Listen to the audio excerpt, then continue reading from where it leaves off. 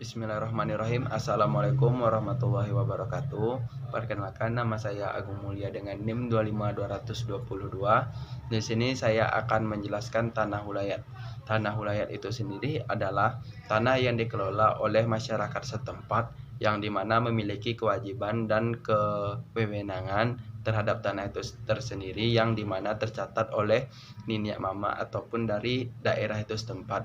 Dan tanah wilayat ini kerap digunakan dalam adat Minangkabau yang dimana tanah wilayat ini sendiri terbagi menjadi 4. Yang pertama itu tanah wilayat nagari, yang kedua tanah wilayat suku, yang ketiga tanah wilayat kaum, dan keempat tanah wilayat rajo.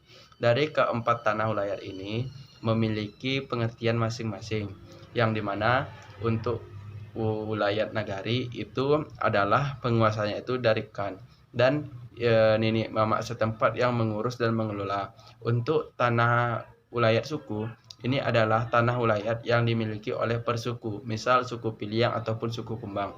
Dan yang C itu tanah wilayat kaum. Tanah wilayat kaum ini diatur oleh masing-masing kaum di mana hak dan kewajiban itu memiliki kaum itu tersendiri. Dan yang keempat itu tanah wilayat rajo, di mana tanah wilayat rajo ini dikelola oleh pemimpin dari daerah masing-masing ataupun orang yang lebih ditinggikan, tinggi serantiang ataupun maju selangkah. Mungkin itu yang dapat saya jelaskan mengenai hak tanah wilayat. Dan tanah hak wilayat ini udah dicatat dalam undang-undang pada nomor 5 tahun 1960 tentang Peraturan Dasar Pokok-Pokok Agraria atau UUPA. Mungkin itu yang saya dapatkan mengenai tanah wilayat dan masing-masing jenisnya.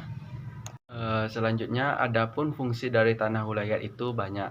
Yang pertama itu jadi fasilitas umum atau fasilitas sosial. Yang kedua, dalam konteks pertanian itu bisa dijadikan sawah atau perkebunan. Dalam konteks peternakan itu bisa dijadikan tempat kandang ataupun tempat peternakan dan lain sebagainya. Dan fungsi tanah wilayat itu tersendiri bisa dimaknai dengan tempat tinggal ataupun di mana masyarakat tersebut bisa berkembang dan bisa mengangkatkan suatu daerah dengan adanya tanah wilayat itu tersendiri. Karena tanah wilayat itu tersendiri dikelola oleh masing-masing kaum ataupun nagari ataupun rajo ataupun suku. Mungkin fungsi-fungsi dari tanah wilayat itu tersendiri lebih banyak yang akan kita lebih ketahui kalau kita mendalaminya. Tetapi dalam konteks ini saya akan menjelaskan tentang fasilitas umum ataupun persawahan dalam pertanian ataupun tentang manfaat dan lain sebagainya. Mungkin itu yang saya jelaskan. Untuk selanjutnya itu adalah perkawinan. Perkawinan di adat Minang itu sangatlah menjunjung tinggi dengan nilai-nilai adat budaya, di mana budaya Minangkabau itu sendiri memiliki maksud dan makna itu matrilineal. Matrilineal itu tersendiri di mana wanita yang akan memegang hak kuasa tentang harta warisan ataupun kelanjutan dari tahta. Dalam konteks ini, laki-laki pada dasarnya setelah dia besar ataupun sudah balik itu merantau atau mencari kehidupan baru. Selain itu, untuk wanita akan stay atau tinggal di daerahnya masing-masing dan mengelola apa yang sudah ditinggalkan ataupun yang diwariskan oleh orang tuanya atau keluarganya.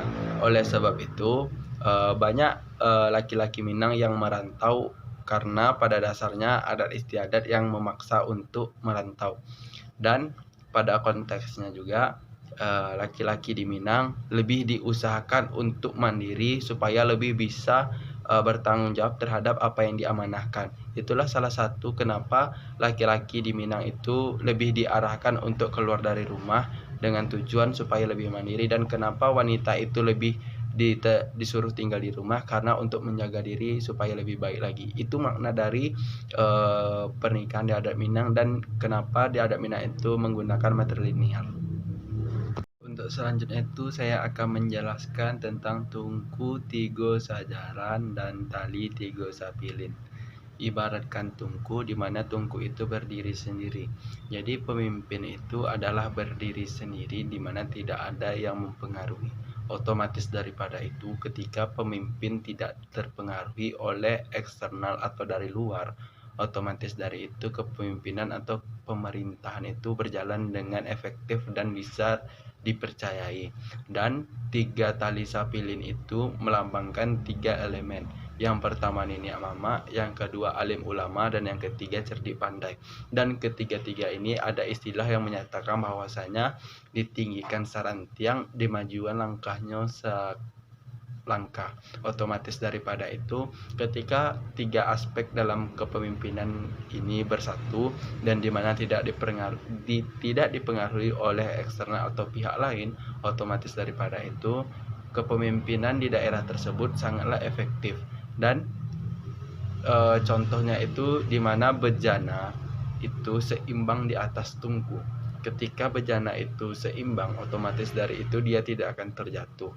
Dan disitulah dapat kita simpulkan bahwasanya pemimpin yang baik, pemimpin yang cerdas itu adalah berasal dari orang tua kita, yaitu nenek mama, ataupun orang yang memahami ilmu agama, yaitu alim ulama, dan yang cerdik pandai itu yang memiliki pengetahuan seputar tentang mengatur sistem pemerintahan. Mungkin itu yang dapat saya jelaskan untuk memenuhi tugas saya. Wabillahi taufiq wal hidayah. Assalamualaikum warahmatullahi wabarakatuh.